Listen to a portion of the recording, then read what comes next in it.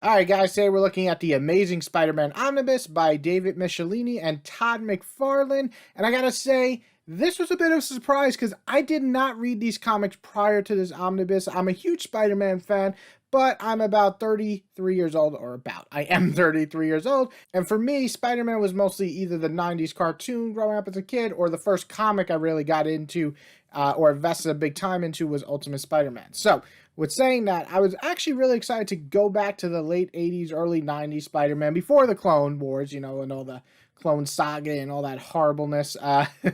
And really just kind of deep dive into that era. And with that, in this collection, we have Amazing Spider-Man 296 all the way to 329. So it's a nice, clean, a bunch of issues, so you don't have to worry about skipping around too much. And we also have Spectacular Spider-Man Annual number 10 in this collection. So this is, to me, a really interesting Spider-Man Omnibus because besides Venom, this is probably the most slice-of-life Peter Parker that we ever had, or at least until that point. So the first few issues are building up a showcase of Venom. Yes, the monster himself makes his grand arrival in this omnibus, and he's actually kind of terrifying, scaring the living shit out of MJ, knowing all about Peter, Spider-Man's spider sense not working on Venom either, making him one of the hardest villains for Peter to actually have to fight.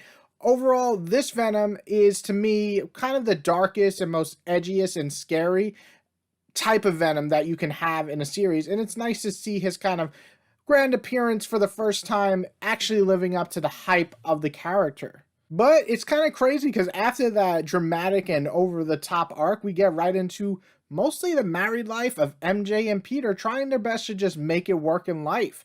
Working, struggling to make ends meet, having to live with Aunt May for a while when getting kicked out. And yeah, there's just a lot of fun to be had here. It's just like everyday shit that everybody who is a grown-up can actually relate to, and it worked really well here, which is something that I have to say I enjoyed a lot. Also, another thing that I really liked was that MJ actually felt like a character in this run and someone who, loved Peter, but also wanted to do her own thing and questioned sometimes if she was making the right choices or is she making the choices for just Peter's sake. I really liked all that. I think that's a lot of inner turmoil that we don't really get in comics sometimes that I enjoy reading.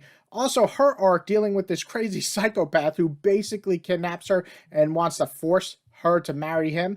It's creepy, it's weird, it's stalkerish, and it's also great because Peter, at the whole time, he's trying to rescue her, and it's really MJ who makes the grand escape here, or the grand move to stop this guy. I really love that arc, and I'm sorry if it's a bit of spoiler. I mean, these are 40-year-old comics almost at this point, but I'm saying that I just really liked MJ here in her arc, and that's only the beginning. There's so much more for MJ in this series. But yeah, there's a lot of just crime fighting issues with Spider-Man just beating up enemies, fighting Taskmaster, teaming up with Sandman and Silver Stable. It's kind of like that Saturday morning style cartoon adventures that worked really well. And I have to say the Silver Stable storyline went on a bit too long for me, but everything else worked pretty well in terms of just a laid back 1 or 2 issue storyline. But I got to focus on one thing that I am just blown away here by, and you can probably tell as I'm flipping through this that the art here is amazing. It's mostly done by MacFarlane, but we do have some Eric here doing some work as well, and it actually blends pretty good. There's a lot of really, really cool fight scenes and just excellent poses that just kind of really amplify some of the shots of Spider-Man just swinging or fighting, and iconic would be the word that comes to mind when I was reading this book in terms of the art. So yeah, it's really weird. I wouldn't say this run's like a mind-blowing run, but I had a pretty fun time throughout reading it. I think that the art really pushes this up for me. It makes it kind of just fun to view as I'm reading it. Even if sometimes the stories were just okay, the art, like Spider-Man versus Taskmaster, looked really good and kind of bumped up an issue where I would just kind of say is an okay issue to a pretty good one. So saying that, like I said, it's not the greatest run of all time. It's not the best. It's actually kind of a short omnibus.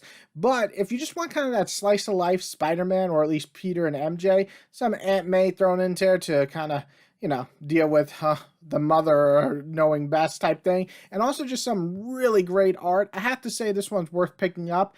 And I'm going to give it a 3.5 out of 5. I think it's pretty damn good. Not great or amazing, but pretty damn good. And that's my rating for this one. I hope you guys enjoyed. If you did, put your rating below on this one. Or if you never read this, do you want to check it out now that you watched my review? Let me know. I hope you guys all enjoyed and have a great day.